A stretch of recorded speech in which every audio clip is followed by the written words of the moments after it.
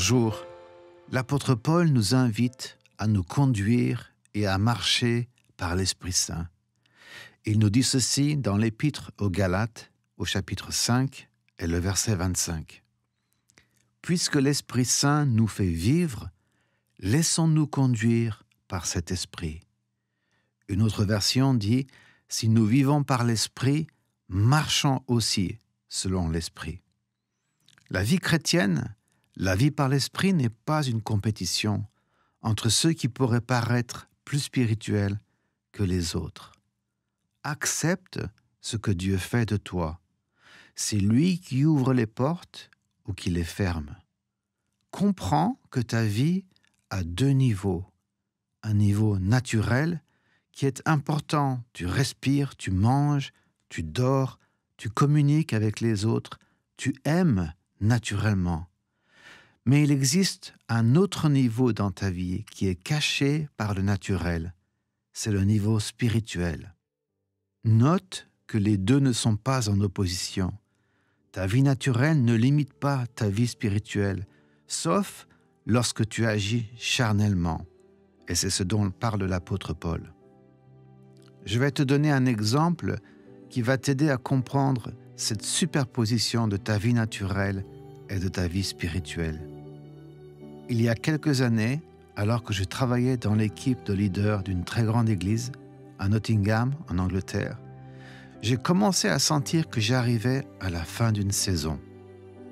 Je sentais que mon cœur se tournait de plus en plus vers la France. Et la somme de travail que demandaient mes responsabilités rendait totalement improbable les possibilités de m'absenter pour aller visiter les églises en France. Et j'avais aussi envie de commencer en Angleterre une école du Saint-Esprit pour les Français. Je sentais que je devais revenir dans la région du Yorkshire, dans l'église que dirigeait mon beau-père.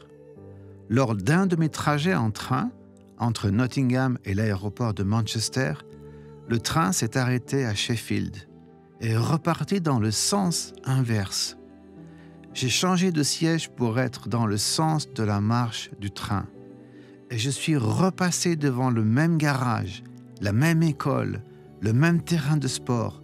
Je me suis demandé si je ne m'étais pas trompé et si je n'aurais pas dû descendre et changer de train. Mais rapidement, le train a fait un grand virage qui confirmait que j'étais bien dans le bon train et dans la bonne direction. J'ai pensé, j'ai fait marche arrière, mais c'était en fait une marche avant. Et j'ai senti que cette pensée m'avait marqué. Lorsque quelques jours plus tard, j'ai eu un entretien avec le pasteur principal de mon église pour lui expliquer que j'avais l'impression que j'arrivais à la fin de ma saison à Nottingham et que je me demandais si je ne devais pas m'installer dans le Yorkshire pour être plus libre de voyager en France et pour commencer une école du Saint-Esprit. Il m'a répondu « Gabriel, je n'ai pas envie de te perdre, j'ai des projets pour toi et je me demande si ta démarche ne serait pas une marche en arrière. » Immédiatement, ce voyage en train est revenu à ma mémoire et j'ai partagé mon expérience avec mon pasteur.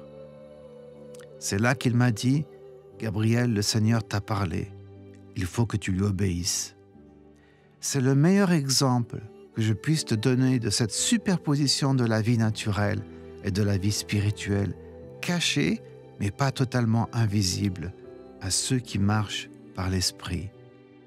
Je voudrais t'encourager à prier et à considérer les circonstances naturelles de ta vie comme des paraboles potentielles.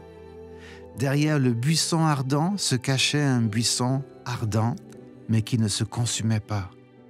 Le naturel cachait le spirituel, mais Moïse s'est avancé et rentré dans la sphère spirituelle de sa vie. Marche selon l'Esprit et sois un observateur et un explorateur. Cherche dans les circonstances naturelles de ta vie les empreintes digitales de Dieu. J'espère que cette parole va ouvrir un chemin nouveau pour toi. Sois béni.